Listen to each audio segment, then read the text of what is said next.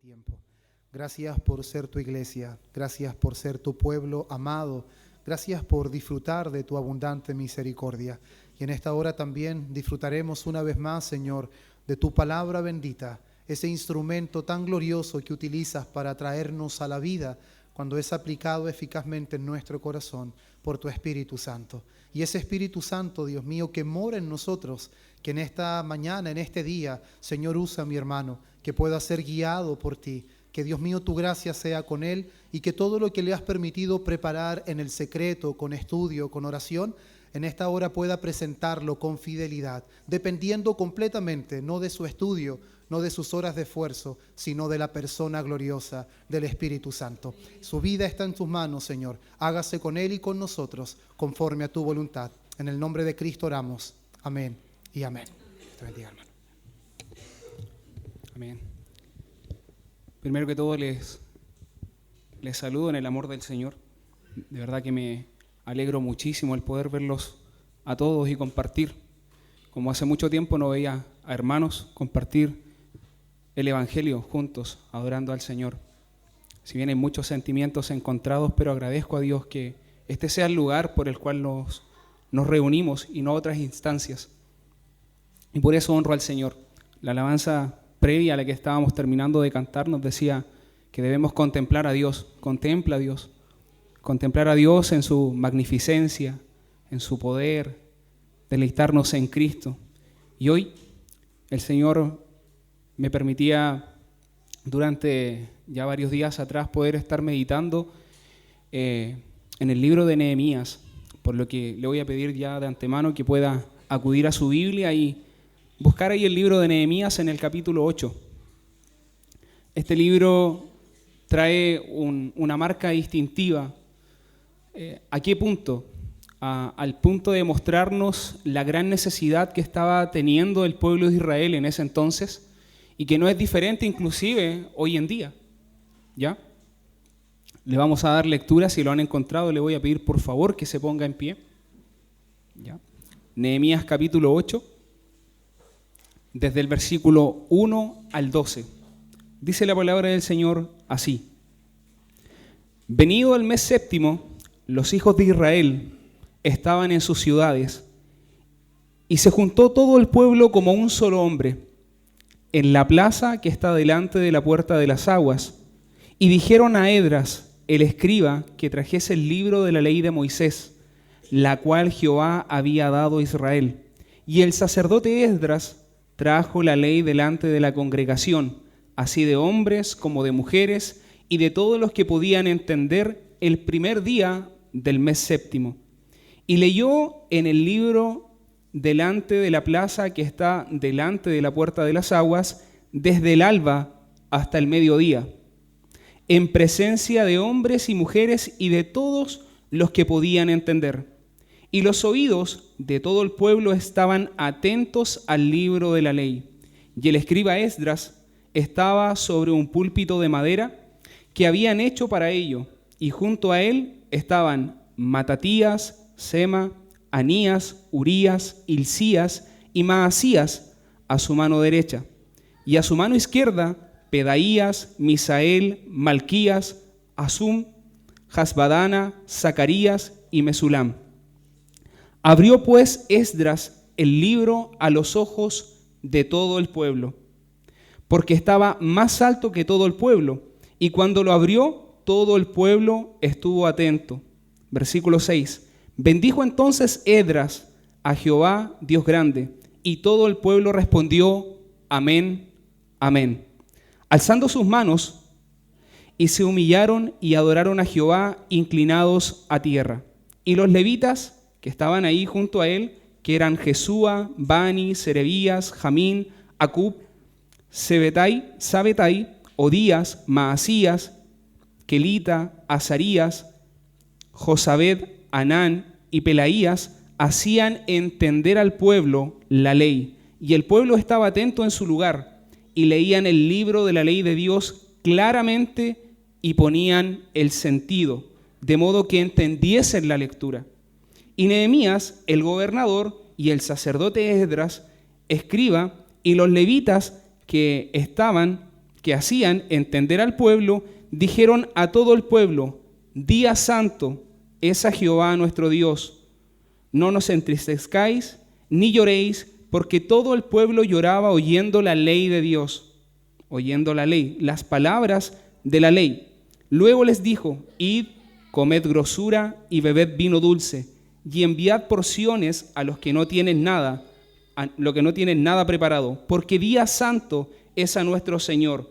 No os entristezcáis, porque el gozo de Jehová es vuestra fuerza.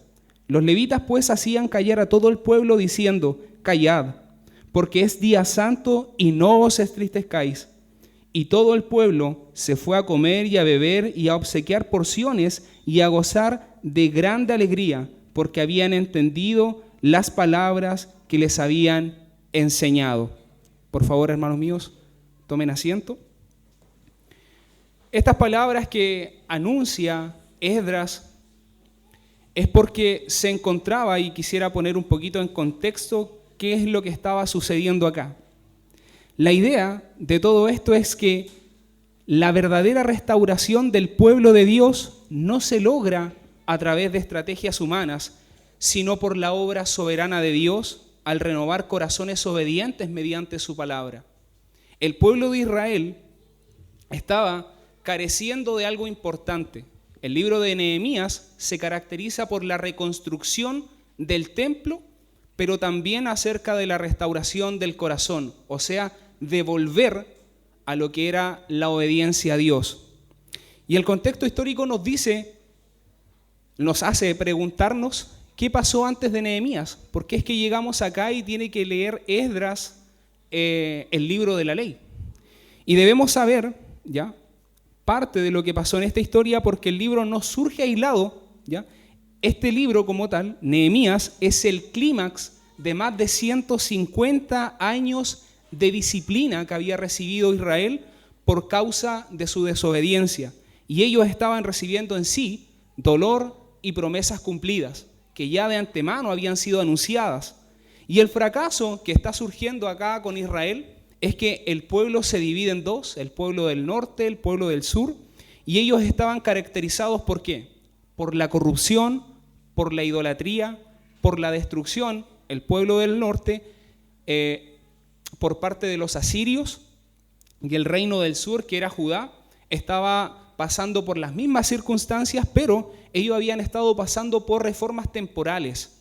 ¿Qué quiere decir eso? Que Ezequías, Josías, le estaban anunciando acerca de la desobediencia, que ellos estaban persistiendo. Y Jeremías en el capítulo 25 viene a pronunciar lo siguiente, anunciando en este capítulo los 70 años de cautiverio que iba a pasar el pueblo de Israel por no escuchar la palabra. Ellos, por no atender a la voz de Dios, reciben lo que Dios ya de antemano les había anunciado por voz del profeta Jeremías. 70 años de desolación. Ellos iban a ser exiliados, ellos iban a estar en poder ahora de otro rey, iban a ser dominados, ya sus costumbres y sus hábitos iban a ser completamente distintos. Y el diagnóstico es que el pueblo había dejado la palabra de Dios y Dios los entregó al exilio. ¿Cuál es ese exilio? Ese exilio, para poner un poco en contexto, se inicia en el año 586 a.C. Por el rey Nabucodonosor. Es él el que toma a Israel, destruye Jerusalén, quema el templo, derriba los muros y deporta a Israel. ¿Qué es lo que pasa acá? Que surge un salmo de agonía que se encuentra en el Salmo 137. El pueblo, al encontrarse en una ciudad completamente distinta a la que ellos tenían, ellos pronuncian diciendo: ¿cómo cantaremos cántico a Jehová? ¿Cómo? Si estamos en tierra extraña.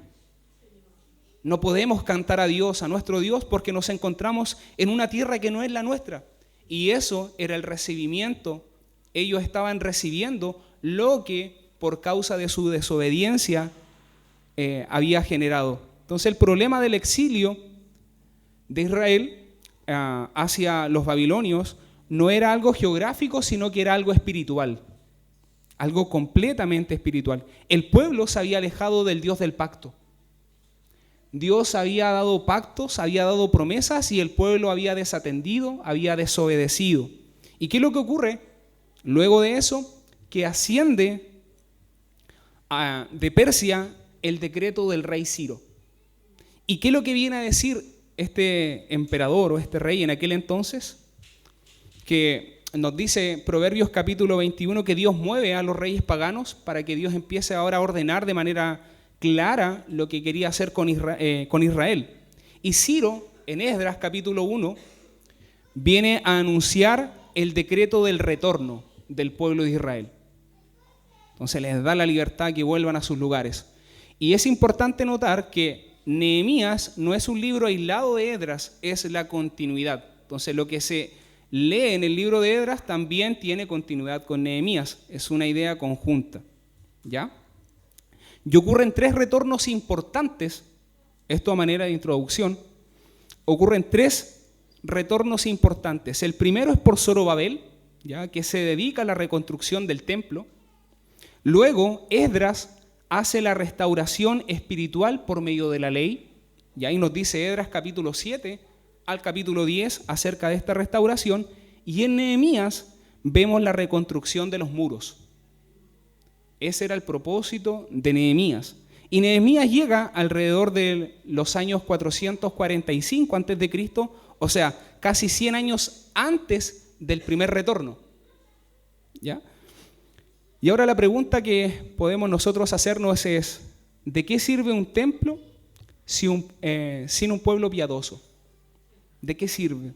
¿De qué sirve un pueblo piadoso sin muros que lo protejan? Así se encontraba Israel, viviendo en una localidad en donde estaban al acecho de que cualquiera que viniese, que estaba en su lugar circuncidante, tomase posesión de ellos, porque no tenían la reconstrucción de sus muros. Ellos podían recibir el ataque de cualquier gobierno a su alrededor y podían nuevamente caer en algún exilio, en algún dominio por otro rey. Entonces Nehemías viene a completar, mejor dicho, la restauración. Entonces el propósito del libro de Nehemías tiene 2 esencias, 2 propósitos. Por un lado es teológico y por otro lado es pastoral. El propósito teológico es mostrar que Dios cumple las promesas al restaurar a su pueblo. Eso es lo que nosotros notamos en este libro. Y al mismo tiempo demostrar que la verdadera reforma comienza en el corazón. No comienza en la construcción, no comienza en los muros, sino que comienza en el corazón, en lo más profundo. Es ahí donde Dios empieza a orar. Y esa es la estructura. No es la estructura que puede estar a nuestro entorno, sino la del corazón. Y hace resaltar la centralidad de la palabra como ese motor que empieza a transformar la vida, a generar un cambio, de manera que ellos empiezan a reconocer ahora quiénes son delante del Dios Santo por el cual habían abandonado por causa de su desobediencia. Entonces enseñan cómo el pueblo debe vivir ahora bajo el pacto de Dios. Y tiene un propósito pastoral, como les decía, porque el pueblo es llamado a volverse a Dios, al Señor, con una confesión, con obediencia, con amor, y mostrar también el modelo de liderazgo piadoso centrado en lo que es la oración, la integridad y la dependencia de Dios. Ahora, ¿recuerdan que hace años atrás sufrimos un terremoto? Y en ese terremoto muchos lugares fueron destruidos. Yo soy parte de lo que fue eso. Como familia pasamos no devastación, pero sí nuestro hogar quedó un poco dañado cuando vivía junto a mi madre. Y creo que no soy ajeno a la realidad que muchos vivieron. Pero en esa situación ocurrió que muchas iglesias también fueron derribadas por causa de lo que fue el terremoto. Y la iglesia, en ciertos puntos, sufrió daños en su exterior. Y le preguntan, me acuerdo en una entrevista, le preguntan al pastor que estaba fuera de su iglesia lo siguiente: ¿qué necesita la iglesia para ser reconstruida? ¿Qué necesita para reconstruir su iglesia? Y él responde: primero, Dios debe reconstruirnos a nosotros, después los muros. Y eso es lo mismo que nosotros estamos notando acá en el libro de Nehemías. Dios necesita restaurar primeramente el corazón, después los muros. Dios necesita sanar el corazón. Y esto refleja perfectamente lo que está haciendo Nehemías. Antes de levantar las piedras, Dios levanta corazones. Antes de levantar muros, Dios levanta obediencia. Y antes de restaurar la ciudad, Dios restaura su palabra. Su palabra en la iglesia. El título de este sermón lo he designado La palabra que restaura al pueblo de Dios. Y el propósito de este sermón es ver cómo Dios restaura la vida espiritual de su pueblo por medio de la exposición clara de la ley, o sea, de su palabra, y reúne de esta manera e ilumina y transforma llevándolos al arrepentimiento y al gozo en Cristo. Ellos leen la ley y son compungidos. Y el propósito es que nosotros también a la luz de su palabra podamos ahora sentir gozo en Cristo, no en la ley, porque la ley fue cumplida. Como bien se decía y exponíamos en Éxodo capítulo 20, la ley tiene el propósito de mostrarnos quién realmente somos. Pero la gracia y la verdad de Cristo nos viene a mostrar que en Él solamente nosotros podemos recibir el consuelo, la justificación, esa reconciliación que nos hace estar acepto delante de Dios. No nosotros ni nuestra inclinación a la obediencia de la ley, porque hubo uno que la cumplió perfectamente y ese no fuimos nosotros, sino que fue Cristo, el Hijo de Dios, el Verbo hecho carne. Por eso, hermanos míos, en nuestros días las iglesias están construyendo muchos muros externos. No sé si se han dado cuenta, pero ¿a qué me quiero referir con muros externos? Muchos están trayendo programas, métodos y actividades de manera de entretener a la iglesia. Todo lo que pueda ser superficial está teniendo cabida hoy en día. Y creo, y son conscientes, creo ustedes de eso, que Lota es una localidad muy caracterizada por actividades o la falta o la carencia de lo que es la exposición de la palabra de Dios de manera clara. Y todas estas actividades y métodos dejan los muros como la prioridad, pero la necesidad primaria, que es el corazón, queda de lado. Y el corazón debe ser restaurado. La obediencia debe ser restaurada. Y eso solamente lo hace la palabra del Señor. No las hacemos nosotros por medio de estrategias, por medio de actividades. Y el libro de Nehemías nos habla acerca de la reconstrucción, pero también de algo mucho más profundo. ¿Y sabe qué es lo que es? Es cómo Dios construye vidas a través de su palabra. Eso es lo que hace Dios.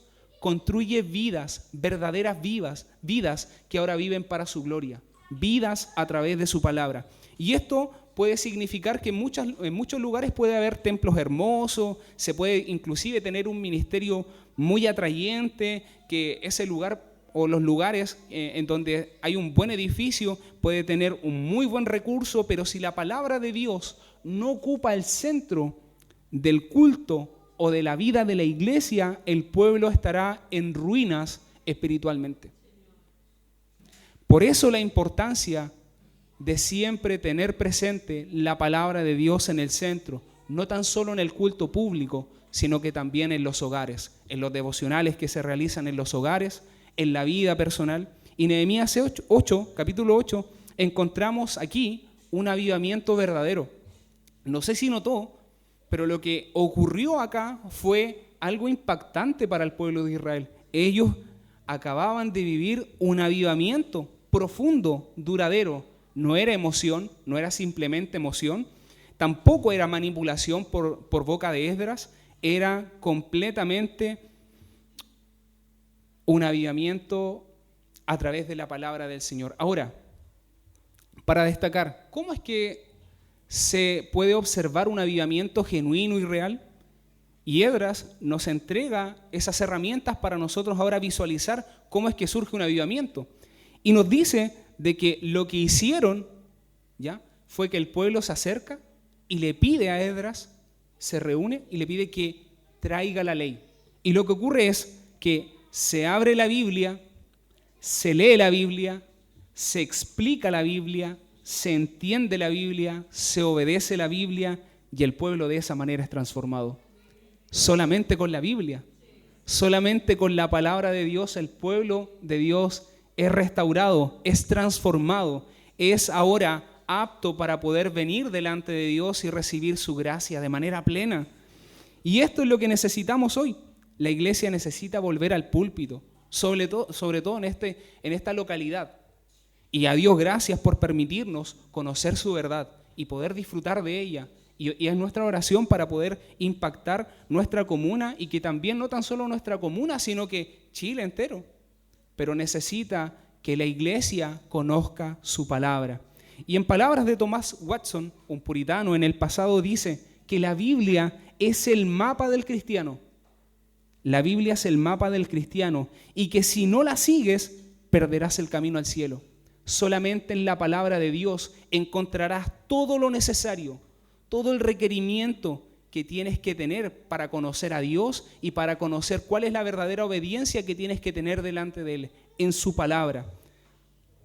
En la Biblia encontramos eso, encontramos todo lo necesario, toda esa riqueza para poder adorar a Dios de manera correcta, para obedecer a Dios de manera correcta, como Él lo pide, no como nosotros queremos hacerlo, sino como Dios dejó ya establecido.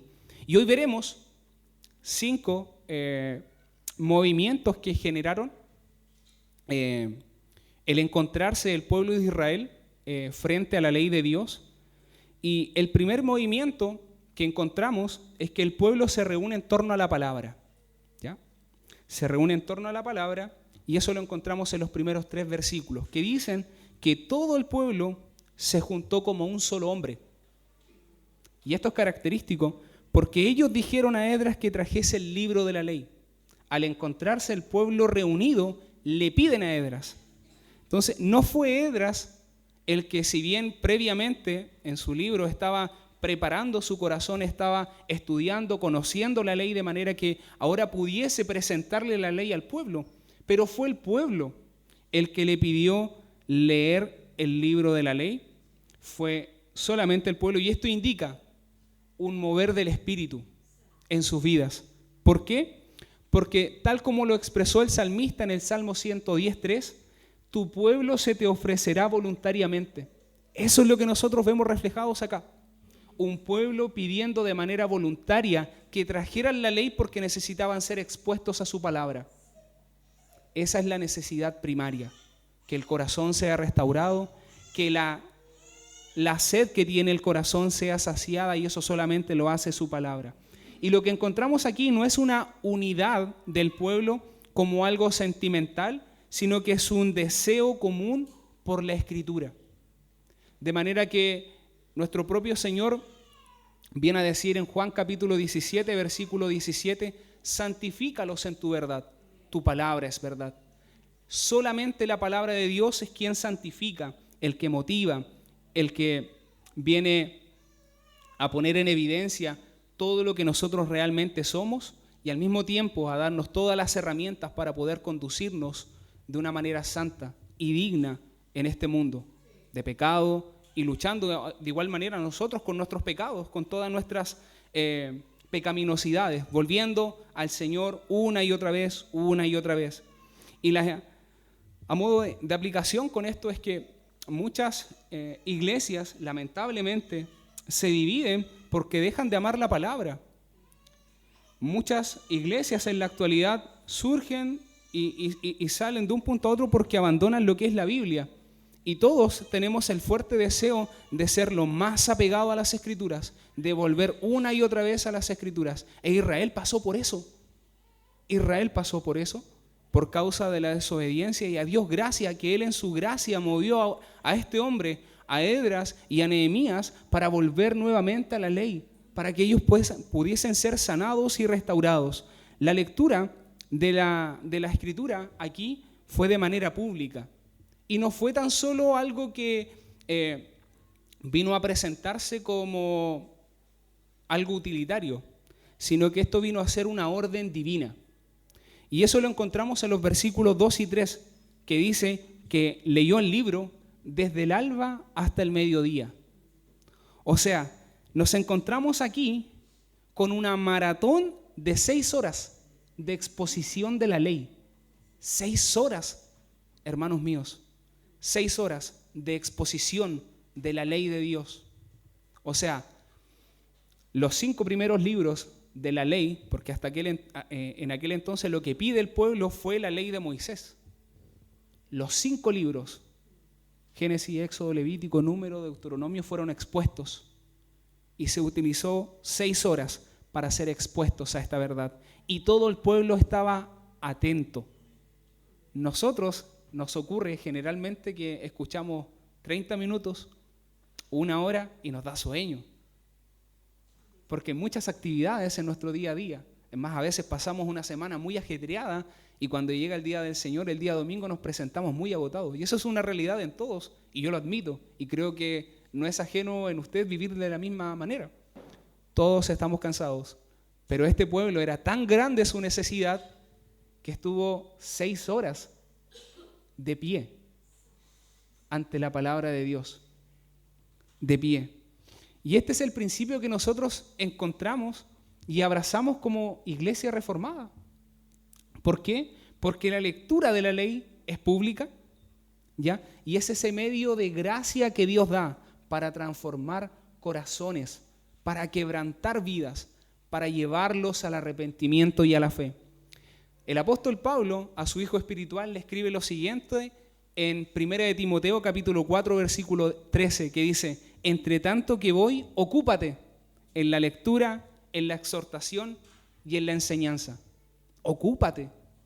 Ese también debiese ser nuestro trabajo, nuestro anhelo, estar ocupados en la lectura, en la exhortación y en la enseñanza. Y como bautistas reformados que somos, siempre los bautistas han insistido en esto, que la Escritura debe ser predicada, debe ser leída delante del pueblo. Siempre. Esto es lo que realmente caracteriza a una iglesia que ama y abraza su palabra. El pueblo, nos dice el versículo 3, que estaba atento. Y esto es hermoso. ¿Por qué? Porque no hay que manipularlos.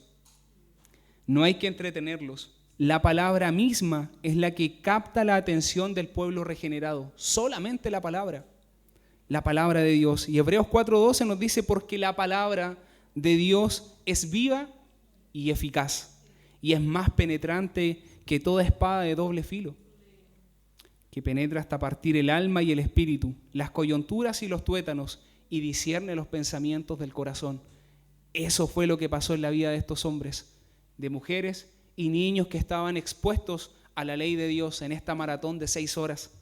Y el puritano John Owen dice que los hijos de Dios tienen un apetito natural por la palabra. O sea, esto es natural en los hijos de Dios. Tener esta hambre que debe ser saciada solamente se encuentra por la palabra de Dios, porque ella y en ella ven el rostro de Cristo. Solamente en la palabra se verán expuestos a través de esta realidad, que Cristo es suficiente y que nosotros somos indignos. Solamente en Cristo. El segundo movimiento que nosotros encontramos luego es que la palabra de Dios es explicada. Nehemías capítulo 8, versículo 4 nos dice, del 4 al 8, que el púlpito es elevado. Y esto es importante aquí notar algo, vamos a hacer unas breves explicaciones, porque Esdras está sobre un púlpito de madera para que el pueblo entendiese, no para ejercer dominio sobre el pueblo, sino para que la ley de Dios ocupase el lugar que merece, el lugar alto. Y ponen un púlpito de manera que la ley tiene que ser expuesta por todas estas horas en las que estaban siendo expuestos. Y esto es un símbolo ya de autoridad por las Escrituras y no un símbolo de jerarquía por parte de Esdras y Nehemías. Y el pueblo, es importante notar esto, ya, porque si una iglesia no habla, como dice la Escritura, no habla conforme a las Escrituras, es porque no les ha resplandecido.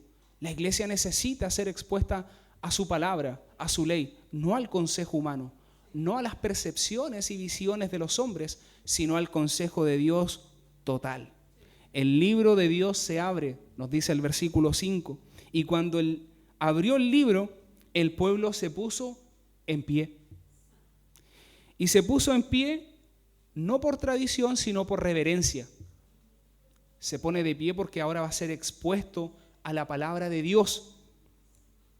Y cuando la Biblia se abre, la boca de Dios también se abre. Esas fueron las palabras de Matthew Henry. Cuando la Biblia se abre, la boca de Dios se abre. Y eso es de estremecernos. ¿Por qué? Porque este libro no es ligero. Esto es de inspiración divina. Es la palabra de Dios. Es Dios hablando a su pueblo de manera clara y directa. ¿Necesita la interpretación y darle el sentido? Sí. Y es lo que vamos a ver más adelante. Pero lo que notamos acá es que la predicación de lo que sucedió acá fue expositiva. Y eso es importante tenerlo presente porque leían la ley, explicaban la ley y los levitas, junto con Esdras y Nehemías, hacían entender la ley. O sea, lo que encontramos nosotros en los 5 primeros libros es mandatos, ordenanzas, vemos profecías o anunciamientos de cómo iba a ser el pueblo de Israel en su totalidad, pero lo que había pasado a lo largo de los años es que ellos debían ahora entender en el tiempo presente cómo esas palabras estaban cobrando sentido. Para nosotros es un disfrute encontrarnos con Génesis capítulo 1, versículo 1, cuando dice que Dios creó todas las cosas de la nada y el Espíritu de Dios se movía. Imagínense el pueblo ahora entendiendo eso, que lo habían abandonado. Ahora estaba cobrando todo sentido nuevamente. Esto fue maravilloso, hermanos míos. Y la estructura clásica de lo que es la exposición es lectura, explicación y aplicación. Al encontrarnos delante de la palabra de Dios debemos leer el texto, darle explicación y darle aplicación. Y eso no es tan solo para el púlpito, es también para aquellos que son jefes de hogar, que tienen que exponer su palabra a sus familias. Y así en los devocionales, esto es necesario porque somos familias, tenemos hijos, tenemos responsabilidades. La palabra de Dios tiene que ser expuesta de manera clara, se debe leer, se debe explicar y se debe aplicar. Y esto es una tarea ardua, pero hay que hacerlo. Solo así nuestros corazones van a arder y van a arder por el Señor, no por el entretenimiento. Entonces, lo que vemos acá en el versículo 8 es que la proclamación de la ley es pública, o sea, y al explicarla empiezan a darle un desglose, una exposición y una clarificación de lo que era la ley. ¿Y qué es lo que hace? Los levitas, junto con Esdras, le dan una comprensión profunda de manera que la llevan a la obediencia. De esa manera lo hacían entender. Lo llevaban todo ahora que el pueblo pudiese obedecerlo. No era tan solo mandatos y mandatos, sino que ahora deben conducirse de esta manera. ¿Y cuál es la manera? Solamente obedecer. No es tarea sencilla obedecer porque rompe el orgullo. Sí, muele el orgullo, obedecer. Pero es lo que Dios estaba dando a conocer acá por medio de Esdras. Y esto es exposición bíblica pura, la que nosotros encontramos acá, porque Cristo también en su ministerio hace lo mismo. Cuando inicia su ministerio, Él se encuentra abriendo el libro de Isaías y dice, hoy se ha cumplido esta escritura. Él leyó la escritura. Es más, Jesús hizo exactamente lo mismo cuando va camino a Emaús y se encuentra con estos 2 hombres que van camino a Emaús y les empieza a explicar acerca de las escrituras, de todo lo que decía de él la escritura desde Moisés, o sea, desde el Antiguo Testamento, desde los primeros siglos nosotros encontramos a Cristo. De manera, como decimos nosotros, a través de tipos y formas de lo que era Cristo en el Antiguo Testamento. Sombras, mejor dicho, tipos y sombras de lo que era Cristo. Y eso nosotros lo encontramos en los primeros 5 libros, hermanos, en Génesis, Éxodo, Levítico, Número y Deuteronomio. Y Jesús, si lo nota, Jesús es el verdadero Esdras. ¿Por qué? Porque Él es el intérprete perfecto de la palabra de Dios. Cristo fue el verdadero intérprete. El Verbo se hizo carne. El consejo de Dios que había sido anunciado hacia Moisés, ahora se encarna. Y esa palabra, el Logos, es el que ahora viene a comunicar de manera clara lo que es la voluntad de Dios. Como dice el escritor de Hebreos en el capítulo 1, que Dios, habiendo hablado en el pasado de muchas formas y de muchas maneras a los padres por los profetas, en estos postreros días nos ha hablado por el Hijo, a quien constituyó heredero de todo. Ese es nuestro Salvador, ese es nuestro mejor intérprete acerca de la voluntad de Dios, nuestro Salvador, Cristo Jesús. La iglesia, por tanto, si nosotros lo tomamos, no necesita predicadores motivacionales, no necesita predicadores que estén entreteniendo a la iglesia, necesita predicadores que le den el sentido a la ley de Dios, que guíen al pueblo de manera que lo pueda obedecer su palabra. El tercer movimiento que nosotros encontramos luego en los versículos 9, en el versículo 9, es que la palabra de Dios trae convicción y arrepentimiento. Leamos el texto. Dice que todo el pueblo lloraba al oír la palabra de la ley. Estaba el Espíritu Santo obrando en el corazón de ellos de manera que ahora estaban siendo compungidos, estaban siendo traspasados al oír la palabra de la ley. Y esto no es una convicción como la que los padres podemos darle a nuestros hijos, que a través de regaños. Nosotros regañamos a nuestros hijos de manera que puedan entender y ser convencidos de que lo que están haciendo está mal. Acá no. Acá lo que está haciendo el Espíritu Santo es traer convicción de pecado por causa de la exposición fiel de su palabra. Convicción. Estaban siendo ahora desnudos delante de la presencia de Dios, mostrándose quién realmente son delante de Dios. La convicción, como les decía, no viene por regaños, sino por la palabra de Dios. Porque la palabra de Dios es viva y es eficaz, y es más cortante que espada de doble filo, que penetra hasta lo más profundo del alma y del corazón.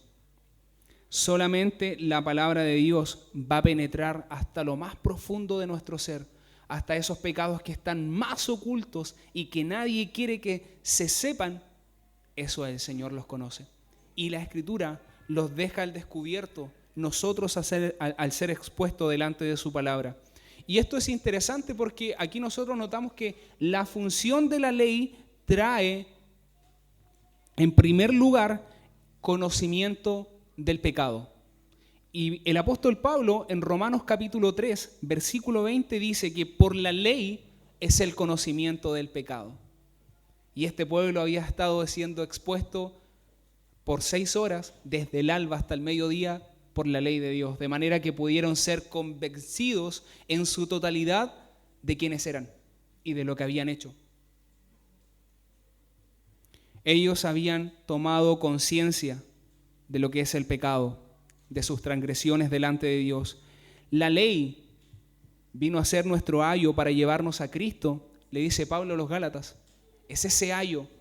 Ahora no tienen excusa, no tenemos excusa cuando nos encontramos delante de Dios. Por tanto, la tristeza o el sentirse compungido por la palabra de Dios debe producir arrepentimiento. Es esa tristeza que produce arrepentimiento. Y la tristeza piadosa no destruye, sino que conduce a Cristo. Cuando hay tristeza, cuando hay convicción por causa de nuestro pecado, debiéramos mirar a Cristo, correr a nuestro Salvador. Jonathan Edwards dijo: Dios hiere antes de sanar. Dios hiere, te muestra, te cala profundamente con su palabra, hiere antes de sanar y quebranta antes de levantar.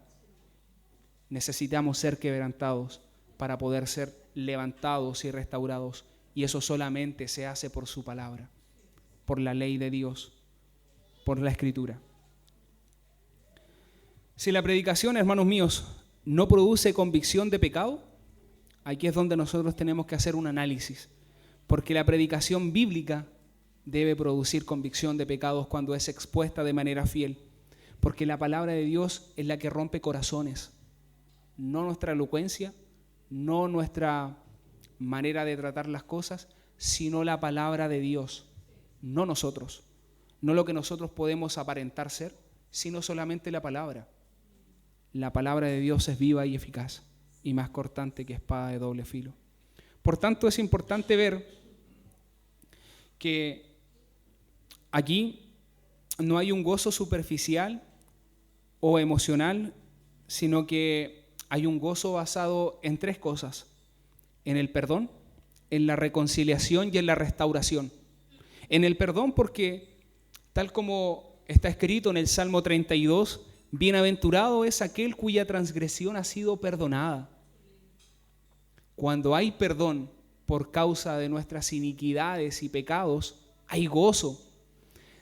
Si nuestra transgresión ha sido perdonada y cubierto nuestros pecados, somos bienaventurados porque es el Señor el que cubre todos esos pecados a través de la sangre que fue derramada en la cruz. Hay gozo porque hemos sido perdonados y porque Él venció la muerte y resucitó de entre los muertos y ascendió a la diestra de Dios, porque tenemos a un Salvador victorioso, no a un Salvador mediocre. Nuestro Salvador es victorioso porque la muerte no se enseñoreó de Él. Y por otro lado también la reconciliación, porque nos dice Romanos capítulo 5, versículo 1, que somos justificados pues por la fe, teniendo de esa manera paz con Dios por medio de nuestro Señor Jesucristo. La justificación es algo crucial dentro de la exposición también bíblica. ¿Por qué? Porque solamente a través de ese entendimiento de quién es Cristo y lo que vino a hacer, nosotros podemos encontrar la paz para con Dios. Y por otro lado también la restauración. La restauración, como dice el Salmo 51 en palabras de David, cuando es descubierto el pecado que comete con Betsabé, él dice: devuélveme, oh Dios, el gozo de tu salvación y un espíritu nuevo me sea renovado. Devuélveme ese gozo. Necesito estar gozoso por causa de tu salvación. Devuélveme ese gozo. Y solamente la palabra de Dios tiene ese poder, esa eficacia.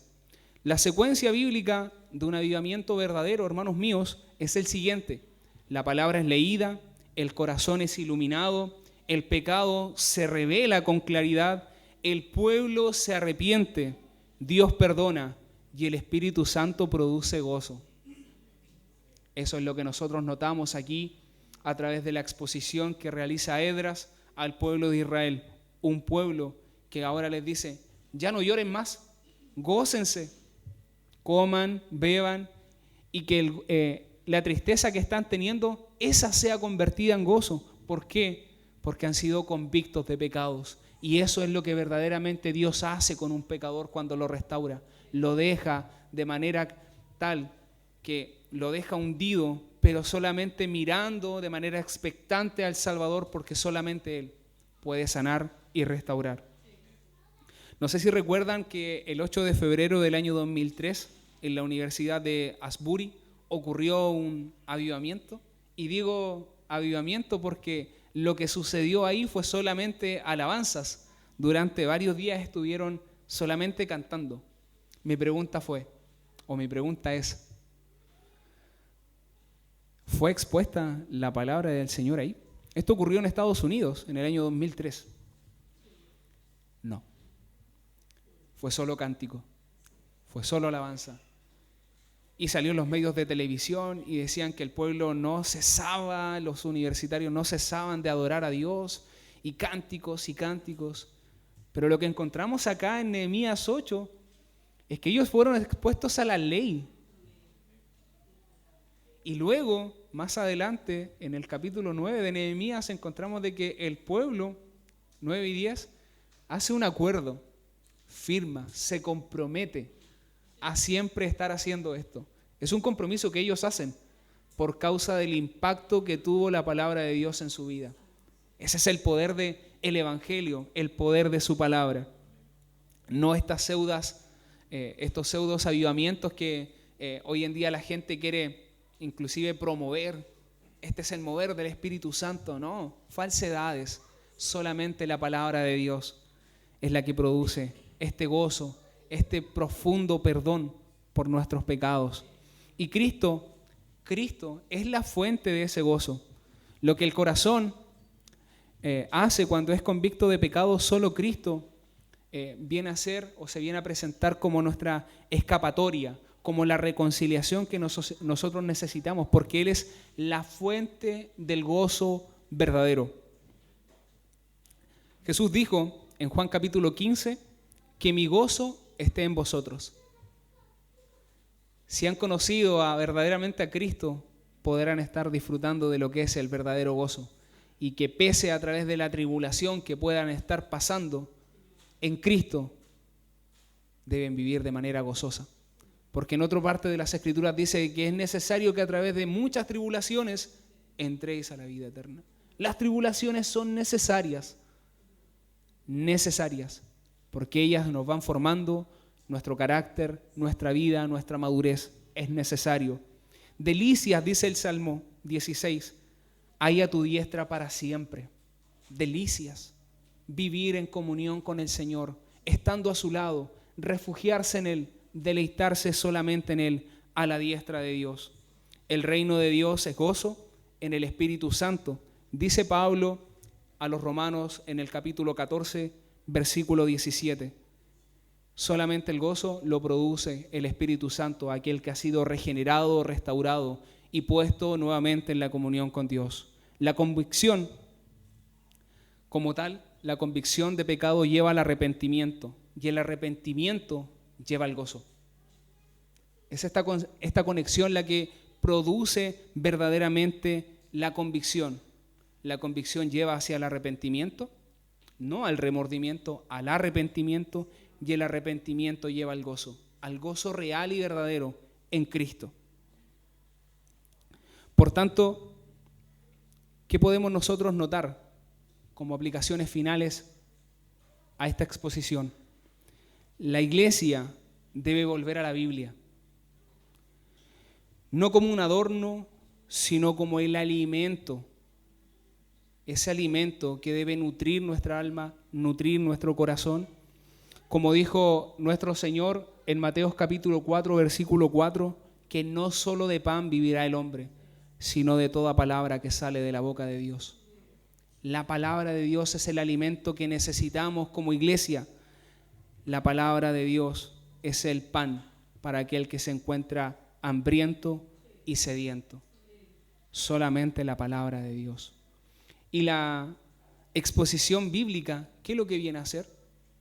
Restaurar corazones. Los programas de una iglesia solo van a hacer que cambien los ambientes, pero solamente la palabra va a cambiar las almas. Solamente la Escritura. El avivamiento no es música, es la Biblia abierta. Cuando la Biblia es abierta, ocurren avivamientos. Cuando la Biblia no es abierta, es solo humo, es solo emocionalismo, es solo apariencia. Y en Nehemías capítulo 8 se demuestra que un avivamiento genuino es producido por la palabra, no por los métodos. Necesitamos la palabra del Señor en todo nuestro día, en todo nuestro tiempo. Y la tarea que hace o que debe tener el predicador y los pastores es darle el sentido a la ley de Dios, es darle el sentido a la palabra. Y no es tan solo el llamado a aquel que es ministro o a aquel que predica el Evangelio, sino a que todo aquel que enseña el Evangelio también en su casa, o que el Señor le permite compartir el Evangelio en su lugar de trabajo o en el medio en donde usted se puede desenvolver. Usted debe hacer buen uso de la palabra de Dios, darle el sentido correcto. Y eso, ¿qué es lo que tiene que hacer? O sea, ¿cómo es que ahora puede hacer eso posible? A través de la lectura, a través de la meditación de la palabra y explicarla de manera que cuando la aplique de manera correcta. No sacando textos aislados o a la ligera, sino que la Biblia como un todo tiene un sentido coherente, como un todo. Cristo, por tanto, es el punto culminante de toda la Escritura. Y si la predicación de Nehemías no nos lleva a Cristo, no se ha predicado la Biblia.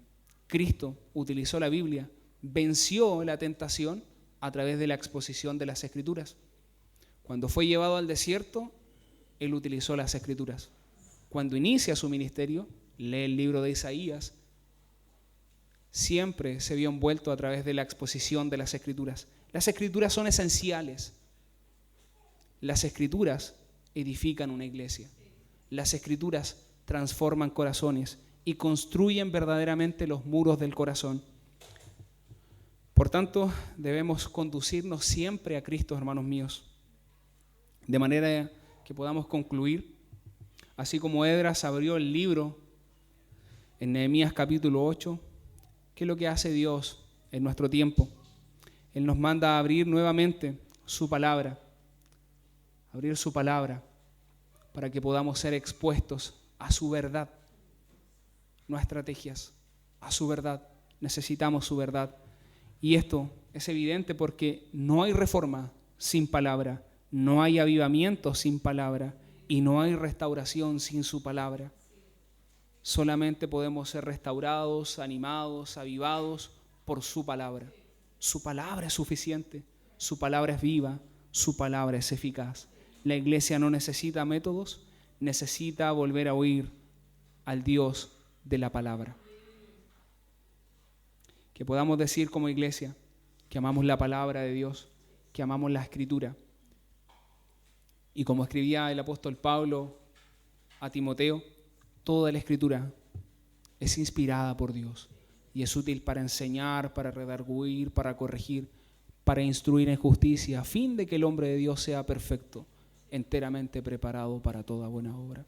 Que Dios en su gracia nos permita ser avivados solamente por su palabra y que nuestros corazones sean sanados. Les invito a que se pueda poner en pie, vamos a orar al Señor.